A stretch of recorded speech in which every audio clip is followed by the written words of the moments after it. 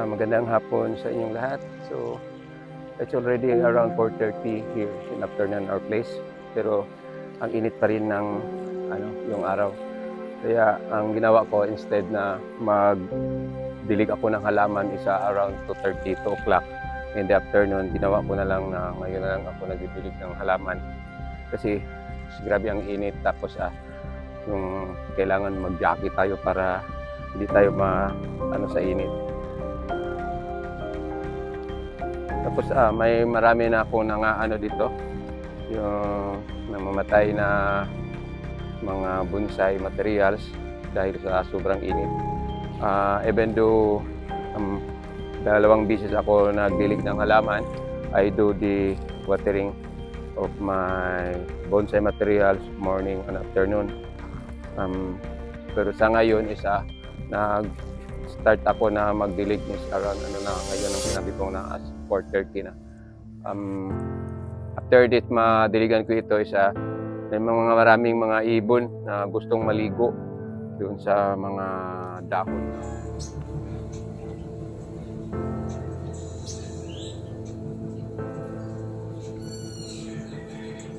Materials.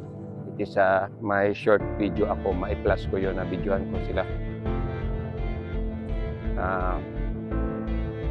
Nang naliligo sila sa mga dahon ng aking bonsai material.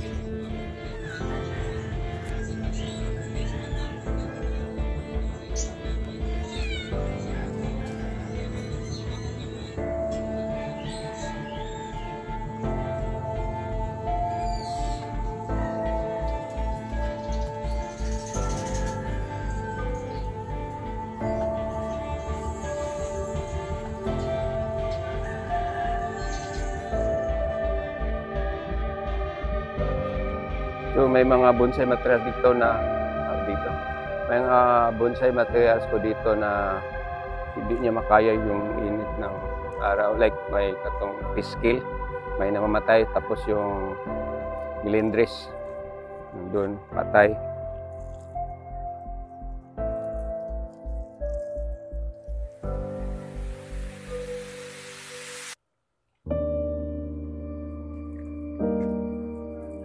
So ang nagustuhan ko lang is itong mga Ficus family.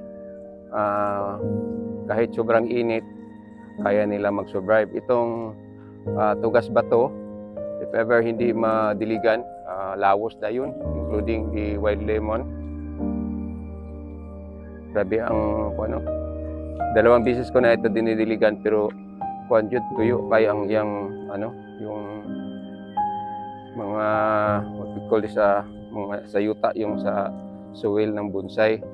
So ang gawain ko dito is na lang yung balik-balikan ba.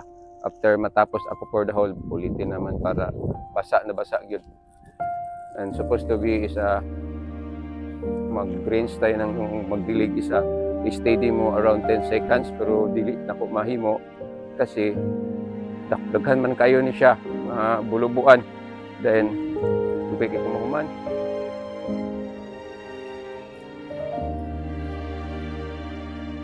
Ang problema lang dito sa bahay is wala akong parang assistant, o if ever hindi ako makapagdilig ng halaman, may mag-take over sa part ko. Ako lang magdidilig kasi yung mga kasama ko sa bahay hindi man mahilig sa halaman, so parang di kayo sila maluoy ba kung wala bubo.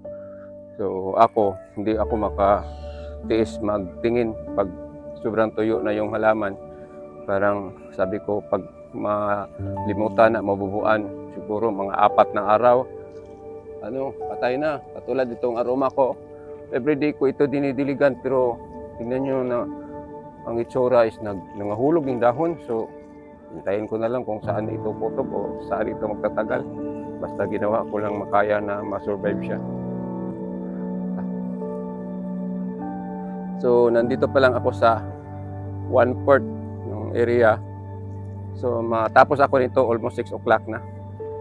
So nalapog ko diri sa orchids na area, pero diri sa ilalom or sa baba nga portion may mga bonsai materials din. So may improvement na itong aking mga orchids dito. this is sa Katlia, is nag-ano na siya, naggawasan dito mga udlot or mga udlot-udlot para mag-produce na ito for the future ng bulaklak. So suppose this Katlia is dili man ni siya dapat sigag bubo. Kaya nga hindi pwede ni siya ilagay sa bunot bato lang or kanang mga uling. Kaya dali man ni siya malata. So ang ginawa ko, binuhusan ko lang ng tubig everyday kasi sobrang namang init. So di na ko maka-video lahat ng mga halaman ko dito na dinidiligan ko. Dito na lang ako. Hope na hindi ka ba na idea na ganito ka init ngayon dito sa aming lugar. Which is marami pang kahoy dito, maraming puno pero init pa rin. So dito na lang ako sa aking video. Pakita ko sa inyo yung slide na ano ko yung nasagip ko yung mga ibon na naliligo sa bonsai ko. So maraming salamat sa panonood. Bye bye.